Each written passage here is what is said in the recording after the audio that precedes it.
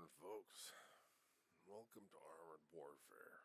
What you see before you is the BMP-3 Tier 6 Armored Fighting Vehicle. Or for some people who don't understand the Armored Fighting Vehicle, that little stupid circle tank, or the IFV Infantry Fighting Vehicle. Whatever you want to call it, it's all the same thing. I just bought this tank. I've run one mission in it so far. Realized real quick that this thing doesn't have a huge amount of armor. And that I needed to stop playing this thing like it was a heavy.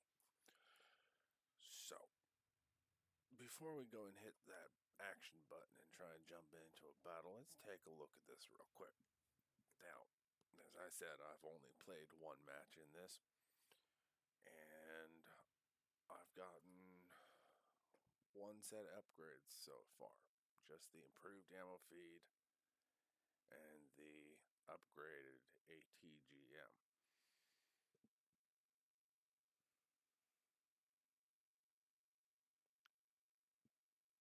So, as you can see, nothing else has been upgraded. Now, these things, yes, I could upgrade, not with combat experience that I've earned myself, but with reputation. But, you know, it's easy enough to earn experience, so there's no point. I mean, there's absolutely no point in spending the reputation right now. At least from my point of view, there's none. So what are we looking at armament-wise? Well, as you can see, we have a selection of different things we can run. We have 30mm autocannon running HE, high explosive. And we have 30mm armor-piercing ballistic capped.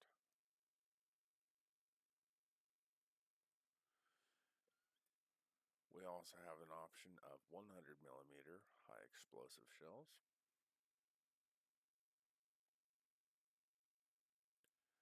And the standard ATGMs, anti-tank guided missile, that comes with the vehicle, and then the upgraded version of that.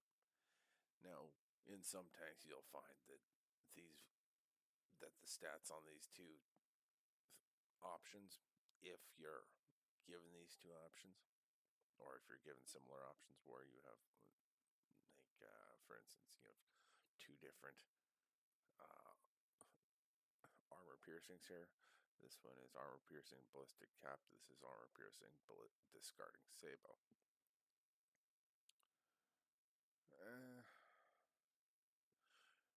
You will occasionally find that the stat changes are not all that great. Like, for instance, this armor piercing ballistic capped at 100 meters has a penetration value of 290 millimeters, and the discarding sabot has 300 millimeters.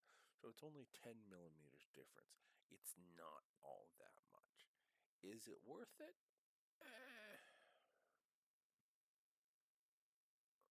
That's kind of up to you. That's kind of up to you as the player. For me, I will probably end up getting it and using it because it's there. Just for the simple fact that it's there. This I'm not even going to touch. Personally, I'm not going to touch it. And the reason I'm not going to touch it is because I have access to, I have access to the ATGMs, and I have access to an autocannon. And if I have access to an autocannon and ATGMs, why would I just be content with firing one shell, every 8 seconds? One shell every 8 seconds, or 375 rounds a minute? I mean, obviously, it's not 375 rounds all at once. But, you know, it's... Why? Why would I do that? explosive. Let's see. So, if you're familiar with World of Tanks, uh, then you'll be familiar with the whole HE high explosive nonsense, where you know high explosive does not lose penetration values regardless of distance. Um, what's the big difference with HE between armored warfare and World of Tanks, though, is, as you can see right up there at the top, you have your penetration, your damage, and then you have damage and more damage. And the top damage is, as you've probably figured out, full penetration. If I'm able to pen the full 17 millimeters and actually, you know, make them hit and actually put the hurt on them, I'm gonna be doing 72 damage. If I'm only getting one or two penetrations, if I'm not actually getting into the vehicle, if I'm only doing damage to the armor itself, you know, I'm only doing 48 damage. And for every shot that's not doing damage, or not doing damage, not doing damage, deal with it. I haven't had my coffee yet. For every hit that's not a ricochet, um,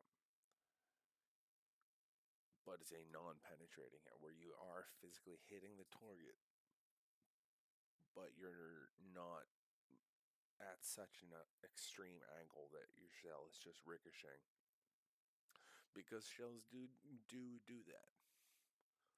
Um, Providing this not a ricochet, with HE, you are going to be doing some damage. Now, are you going to notice it? Probably not. Probably not. So, high explosive does have its place. But for me personally, given that I don't have given that I have access to the autocannon uh, and an ATGM, and the reload on this is 8 seconds, so same time to reload one of these as one of these.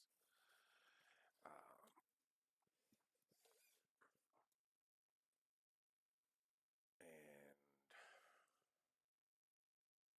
well, once we jump into battle, you'll see the reload on these things.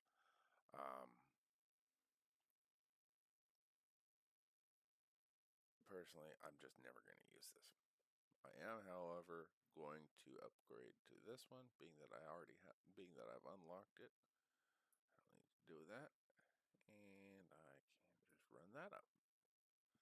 And as you can see, now that I've gone up to that upgraded ATGM, we have increased our penetration value by 100 and increased our average damage value by 40. To me, this seems like a fairly worthwhile upgrade, especially if you're doing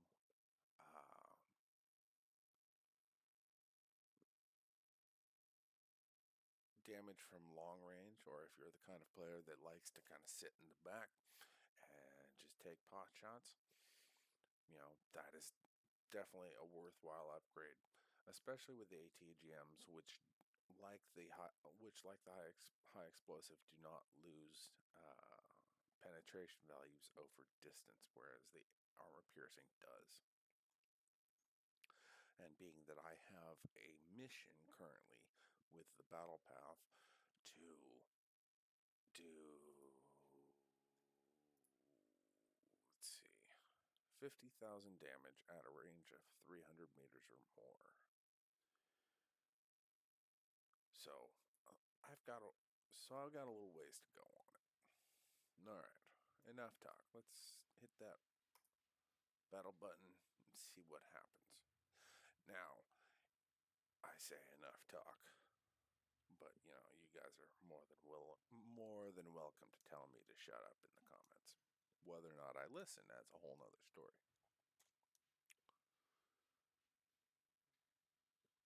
If you're familiar with World of Tanks, then you're familiar with the nonsense that is the Q times, as it were. Q times, average wait times, whatever. Same dog, different hydrant.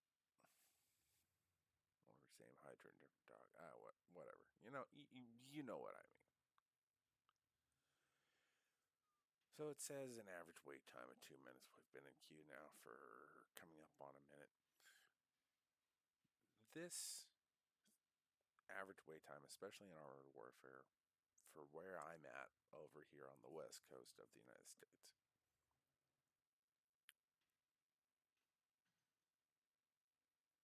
is about as accurate as saying,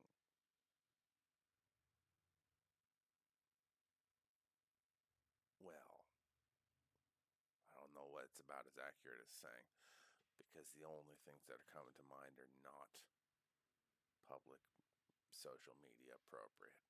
And I'm just not going to play that game. Oh, look, we're going in. So, all right, so we hit the loading at, give or take, 120-ish, and the average was 2 minutes. Sometimes you'll see a super high wait time and you'll get in within seconds of hitting that action button. Sometimes you'll see matches where the estimated wait time is only a couple seconds and you'll be sitting in queue for upwards of 7 minutes. I don't know. No idea. I'm going to quit talking though and let you guys just kind of take a look, see what's going on. And I'm going to try not to embarrass myself.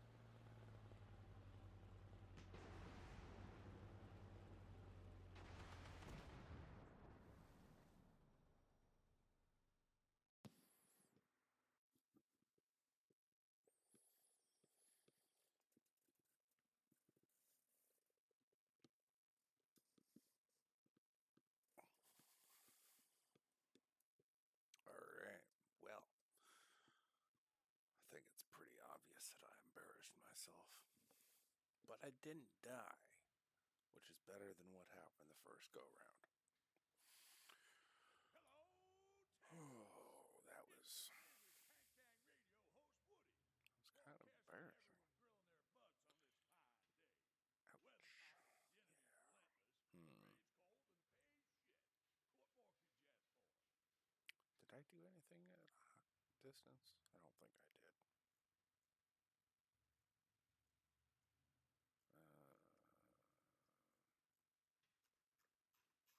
Right. Whoops.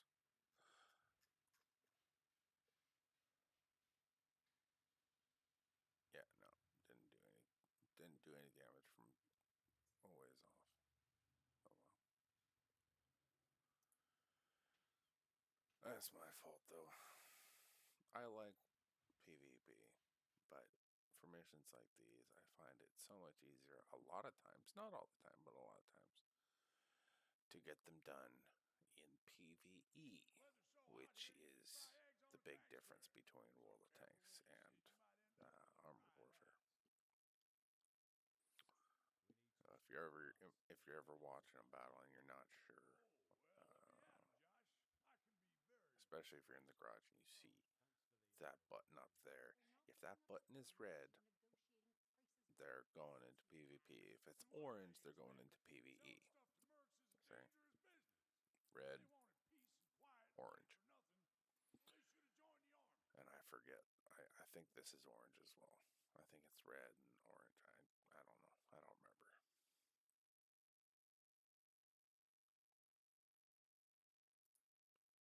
What is this?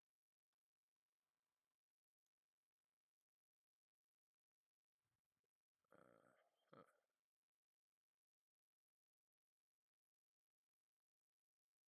Huh.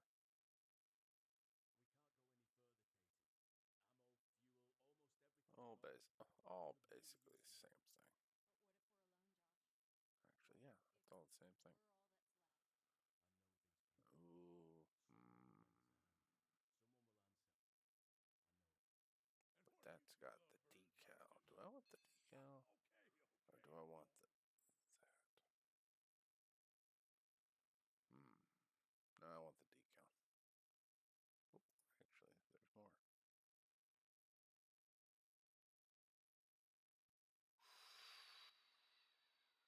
Hmm.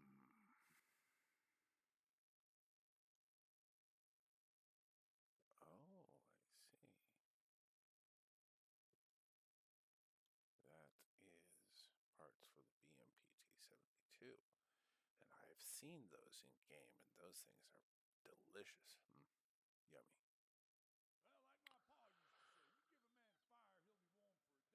No.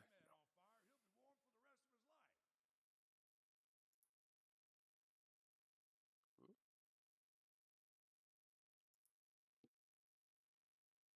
Oh, really? Oh. Okay. Yeah. This is because I haven't participated in any ranked battles, because I don't own a tier 9 or 10 vehicle. Not yet. Soon, but not yet. So I guess this really doesn't do me a damn bit of good. But it's nice to see what's out there. That's for all of those. Okay, I see.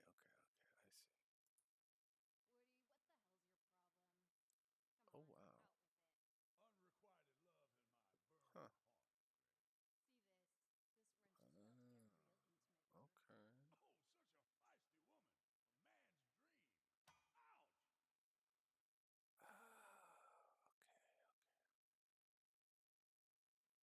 Alright. Well, you know what? Let's start small. Being that there's all those things around there, I'm gonna keep going with that one for now.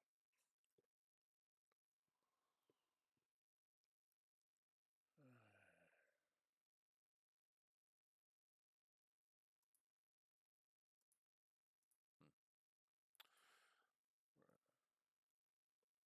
Alright, I'm getting ahead of myself. So that mission was kind of a bust. Mostly personally for me because I forgot that, jumping into a PvP match when I was hoping to jump into a PvE match and get some of that long range damage done.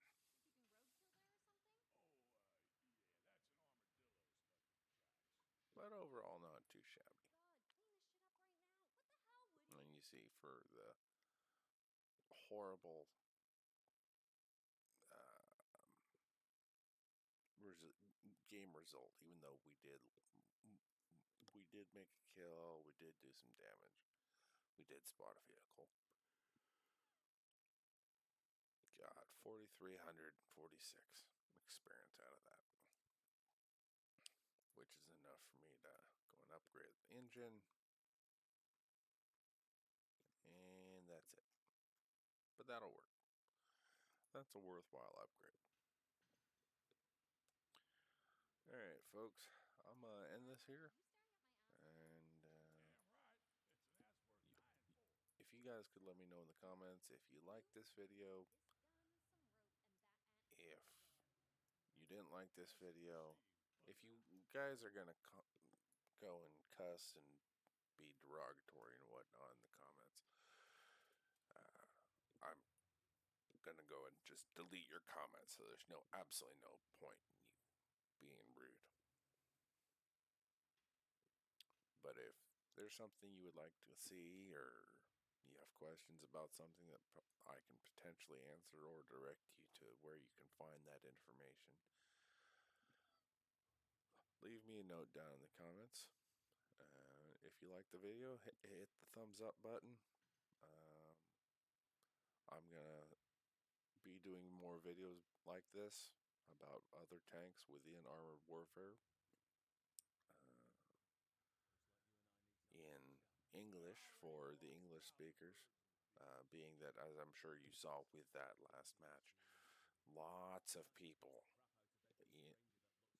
who played this game as opposed to World of Tanks. I mean, there are lots of Eastern Europeans and Asians and Hispanics and everybody else who speaks multiple languages, whereas I barely speak English 60 to 70% of the time. And I blame that on the lack of coffee. But for other people like me who speak English and really bad English, but who want to get into this game but can't really find any videos on it, I'm going to be making some videos on Armored Warfare about various tanks. And these aren't really going to be the tier 10s and tier 9s, obviously, because I don't own any. These are going to be the low tier vehicles, the vehicles that you're going to be seeing just getting out of the training, just getting into the game. I like this, I don't like this. Is this a worthwhile upgrade? Learning to navigate the vehicle tech tree, which is confusing to say the least for a lot of things, because whereas World of Tanks has everything set up by nationality, I couldn't tell you in the slightest how this thing is set up. There's some direct progressions. There's some things that make sense, like BMP-2, 4, 2M. These are all armored fighting vehicles, and then direct progression to that is, it's a armored, it's a tank destroyer. It's called Ramka 90. Why is this called this? Why is this not an armored fighting vehicle? Oh, but wait, the direct progression from that is a tier 9 armored fighting vehicle, but it's not Russian, and it's not Soviet, it's American. What the hell? Right? So, if there's something that you guys would like to see, leave me a comment, and I'll see what I can do. You guys have a good one.